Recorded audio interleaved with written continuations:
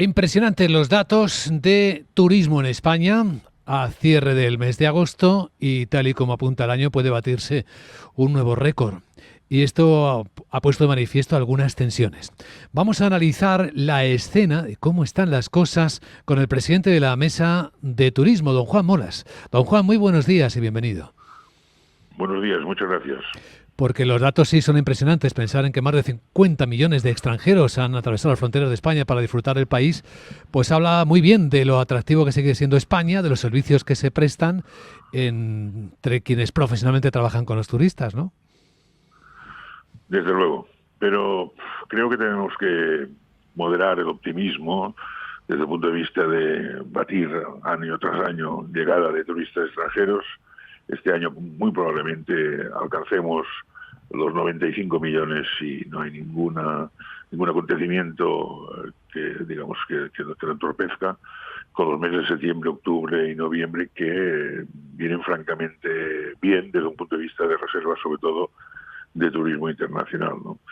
Pero podemos sentirnos orgullosos del éxito como destino turístico, seguro, ¿no? Pero España se enfrenta también a serios riesgos del complejo que es el mundo del turismo si no somos capaces de gestionar adecuadamente este triunfo, que viene acompañado a veces de luces y sombras, ¿no? Y desafíos significativos que no siempre son evidentes.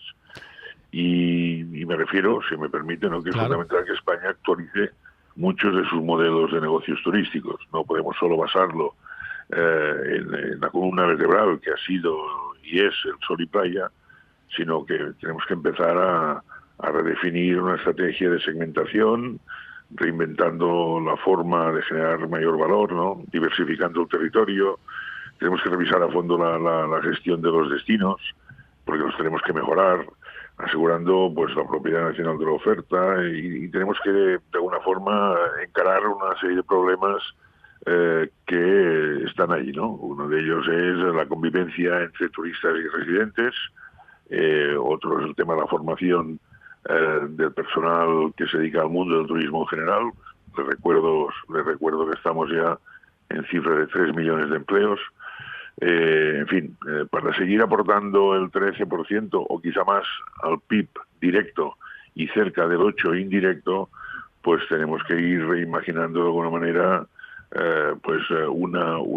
un país turístico que siga siendo tan competitivo, pero, insisto, diversificando el territorio y sobre todo segmentando y sobre todo alargando las temporadas o por detrás o naturalmente anticipándolas por delante.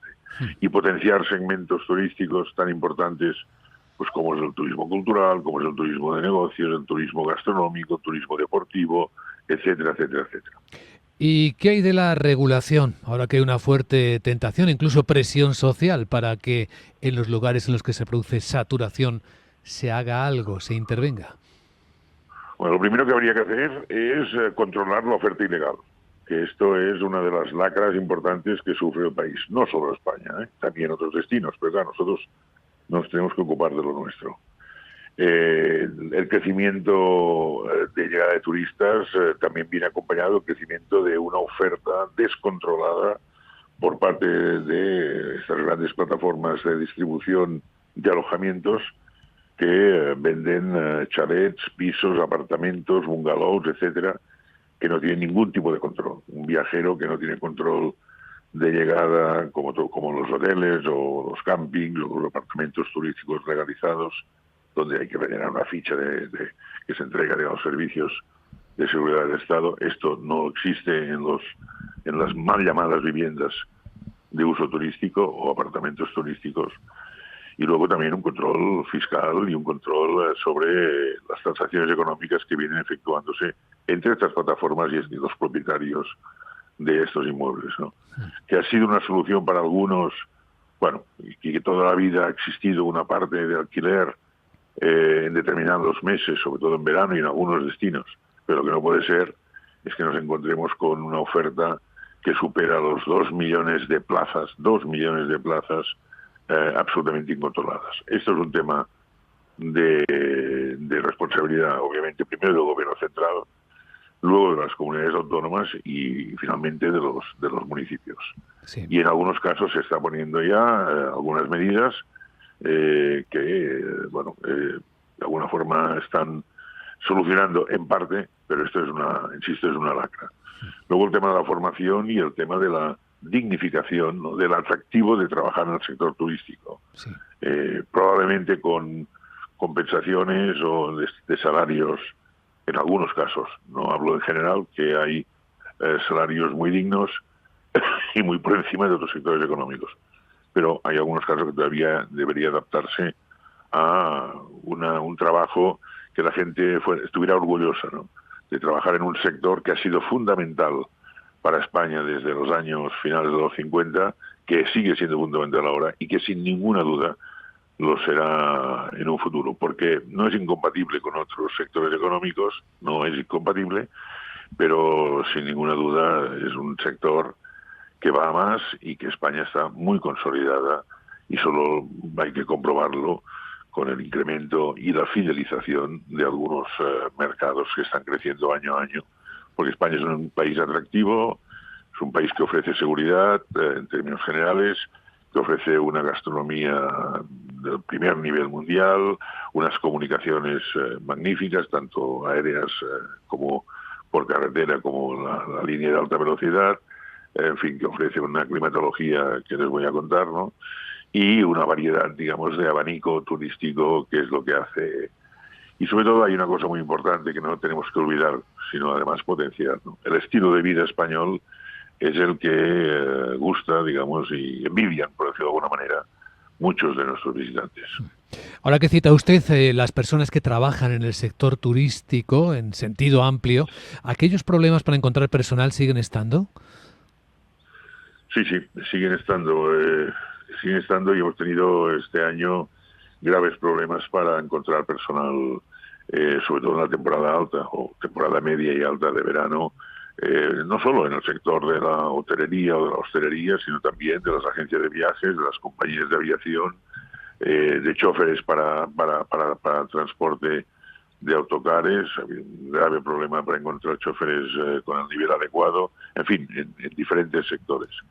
Y esto también es un tema que tanto el sector privado, pero sobre todo el sector público, tenemos que llegar a un tipo de acuerdo para, de alguna forma, planificar, no a corto plazo, sino a corto, a medio y sobre todo a largo plazo.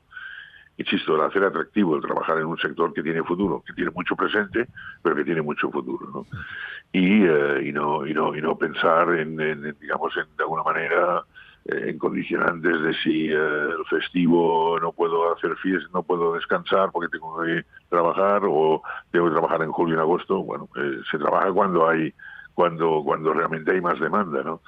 No se le ocurre a ningún francés plantearse la vendimia en febrero, ¿no? La vendimia es a finales de agosto, primeros de septiembre, hasta mediados de noviembre, que los franceses pues necesitan X millones de personas o de miles de personas. Claro. Y los que se desplazan a la vendimia francesa saben que este es el periodo y no otro. Bueno, pues esto es lo mismo, ¿no? O los que trabajan en grandes centros comerciales o en venta, digamos, saben que las Navidades es el momento más importante y tienen que trabajar, con lo cual no se plantean. Imagino yo, vaya, que no se lo plantea, por esto es lo mismo, ¿no? Tenemos que de alguna manera trasladar el mensaje de la importancia que tiene el sector y sobre todo individualmente porque tiene futuro, tiene presente y tiene futuro. Y a nivel colectivo, porque bueno, aportamos el 13 o quizá más este año del PIB directo y el 8% indirecto, el sector que más aporta a la caja de todos y que además, insisto, son 3 millones de puestos de trabajo. ¿Qué impacto, don Juan Moras, presidente, tendría en el sector turístico la reducción de la jornada laboral que ahora se está discutiendo? Pues tendría impacto sin ninguna duda, sin ninguna duda, porque es un sector de demanda y de oferta. Este no es un sector, no ponemos una máquina en marcha a las 8 de la mañana que la podemos cerrar. Pues si son antes eran 8 horas a las 4 y ahora si son 7 pues a las 3. Esto así no funciona, ¿no?